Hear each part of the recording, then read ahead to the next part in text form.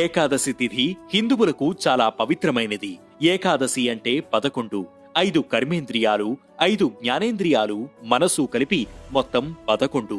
వీటిపై నియంత్రణ కలిగి ఉండి వ్రతదీక్ష కొనసాగించడమే ఏకాదశి అంతరార్థం. సంవత్సరంలో 24 సార్లు ఏకాదశి తిథి వస్తుంది. అందులో వైకుంఠ ఏకాదశి చాలా విశిష్టమైనది.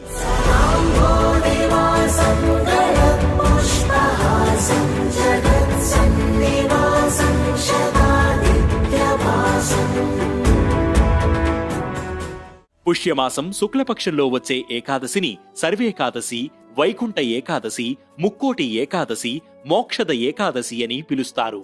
ఇది సూర్యుడు దక్షిణాయనం నుంచి ఉత్తరాయణానికి ప్రవేశించడానికి ముందు వచ్చే ఏకాదశి. ఈ రోజున మహావిష్ణువు గరుడ వాహనంపై 3 కోట్ల మంది దేవతలతో కలిసి భూలోకానికి దిగివచ్చి భక్తులకు దర్శనమిస్తారు. ఈ రోజున చాలా మంది శ్రీ మహావిష్ణువును ఉత్తర ద్వారం నుంచి దర్శించుకోవాలని ఆరాటపడుతుంటారు. పురాణాల ప్రకారం ఒకప్పుడు రాక్షసులు హింసను భరించలేక దేవతలందరూ కలిసి ఉత్తర ద్వారం నుంచి ప్రవేశించి శ్రీ మహావిష్ణువును దర్శించుకుని తమ గోడును వెళ్లబుచ్చుకున్నారు.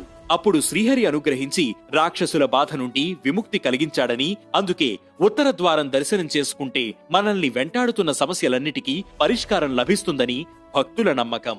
ఇక విష్ణు పురాణం ప్రకారం మురా అనే రాక్షసుడు దేవతలని ఇబ్బంది పెట్టడంతో వాళ్లంతా తమని రక్షించమంటూ విష్ణుమూర్తిని వేడుకున్నారట. దాంతో స్వామి అతడిని అంతమొందించేందుకు సిద్ధమయ్యాడట. అది తెలిసిన అసురుడు సముద్ర గర్భంలో దాక్కోవడంతో విష్ణుమూర్తి కూడా ఓ గుహలోకి వెళ్లి నిద్రిస్తున్నట్లుగా నటించాడట. మురాసురుడు బయటికి వచ్చి స్వామిని సంహరించేందుకు ప్రయత్నిస్తున్న సమయంలో మహాలక్ష్మి శక్తి రూపంలో వచ్చి అతడిని వధించిందట. స్వామి సంతోషించి ఆ శక్తికి ఏకాదశి అనే పేరు పెట్టి ఏదైనా వరం కోరుకోమన్నాడట.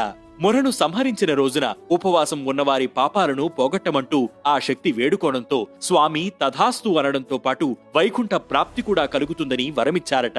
అందుకే ఈ రోజున ఉపవాసం ఉండి ధ్యానం చేయడం వల్ల మిగతా 23 ఏకాదశులు ఉపవాసమున్న ఫలితం కలుగుతుందని విష్ణుపురాణం చెబుతోంది. ఇది వైకుంఠ ఏకాదశి వెనుకున్న కథ.